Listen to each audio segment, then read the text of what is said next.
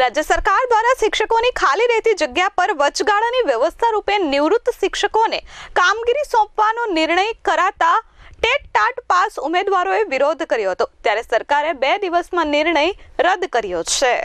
રાજ્યની સરકારી તથા ગ્રાન્ટેડ માધ્યમિક અને ઉચ્ચતર માધ્યમિક શાળાઓમાં શિક્ષકોની નિયમિત ભરતી તથા જ્ઞાન સહાયકોની નિમણૂક થયા બાદ પણ જગ્યા ખાલી રહેતી હોય તો એ જગ્યા પર વચગાળાની વ્યવસ્થા રૂપે નિવૃત્ત શિક્ષકોને કામગીરી સોંપવાનો નિર્ણય રાજ્ય સરકાર દ્વારા કરાયો હતો, પરંતુ આ નિર્ણય સામે રાજ્યમાં ટેટ ટાટ પાસ ઉમેદવારોએ વિરોધનો સૂર વ્યક્ત કરતા 2 દિવસમાં સરકારે યુટર્ન લીધો છે અને નિવૃત્ત શિક્ષકોની ભરતીના નિર્ણયને રદ કરાયો છે। રાજ્યમાં એક તરફ હજારો ઉમેદવારો સરકારી ભરતીની રાહ જોઈ રહ્યા છે, તો બીજી તરફ ખાલી જગ્યા પર નિવૃત્ત શિક્ષકોની ભરતીની જાહેરાત થતા ભરતીની રાહ જોઈ રહેલા ઉમેદવારોમાં નારાજગીનો સૂર ઉઠ્યો હતો, ત્યારે આજે શિક્ષણ મંત્રીએ આ અંગે નિવેદન આપ્યું છે।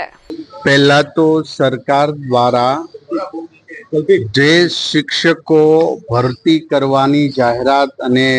સંખ્યા જાહેરાત કરેલી છે એમાં એક પણ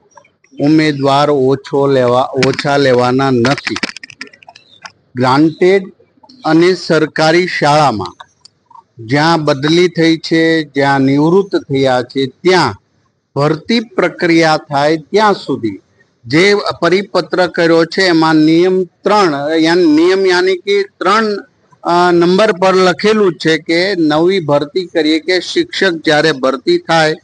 ત્યારે આપોઆપ નિવૃત્ત શિક્ષકને લેવાના છે એ છૂટા કરવામાં આવશે, પરંતુ જે વિસંગતતા હતી, થોડોક ઉમેદવારોના મગજની અંદર પણ એવું હતું કે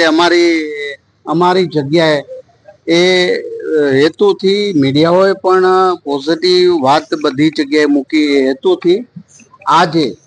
એ પરિપત્ર અમે રદ કરીએ છીએ અને કર્યો છે એટલા માટે કે 1 મહિનો કે 1.5 મહિનો હજી જે ભરતી પ્રક્રિયા છે આ પ્રક્રિયાની અંદર જે શાળાઓ માનો કે કચ્છની અંદર ખૂબ પ્રોબ્લેમ છે, 2500 શિક્ષકો અમે ભરતી કરીશું પરંતુ ત્યાં સુધી ત્યાં શિક્ષક ન હોય એ હેતુ છે આ નિર્ણય